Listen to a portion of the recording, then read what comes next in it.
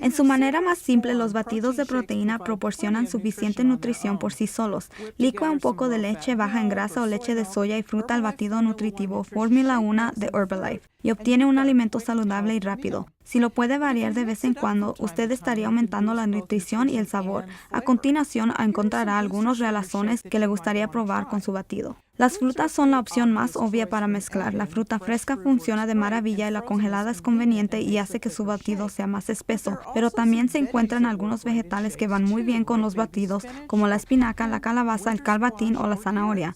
También puede intentar una mezcla de fruta con vegetales con piña o zanahorias. Las frutas y los vegetales proporcionan vitaminas minerales, fibra y antioxidantes adicionales. Su batido de reemplazo alimenticio con leche baja en grasa o leche de soya contribuyen una buena dosis de proteína y nutrientes, pero si desea aumentar su proteína aún más, usted puede agregar a su batido un poco de polvo de proteína sin sabor o yogur desgrasado sin sabor o requesón. También puede usar el tofu blando o si le gustan los lácteos. Algunas personas prefieren agregar grasa saludable a su batido y mezclan algunas semillas de lino o chía con su batido, pequeñas cantidades de mantequilla de cacao o de semilla como almendra, pistacho o camaño.